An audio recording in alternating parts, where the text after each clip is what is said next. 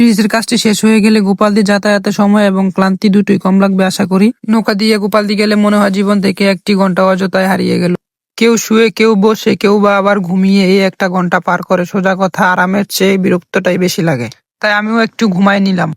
এই ব্রিজের কাজটি সম্পূর্ণ হয়ে গেলে আশা করি আমাদের চর্দিগুলদি থেকে গোপালদিতে কম সময়ে এবং কম বিরক্ত এবং ক্লান্তি ছাড়াই গোপালদিতে আসা যাবে। কারণ এদিকে যে ব্রিজটা হবে, এই ব্রিজটা দিয়ে একদম মেঘনা নদীর একদম পূর্ব দিকে যেই রাস্তাটি আছে, এই রাস্তার একদম শেষ কিনারা পর্যন্ত যাওয়া যাবে।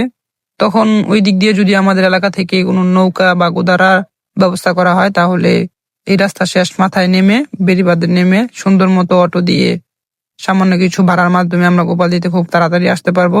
এইভাবে আসলে হয়তো 20 থেকে 25 বা 30 মিনিটের মধ্যে আমরা গোপালদিতে পৌঁছাতে পারবো।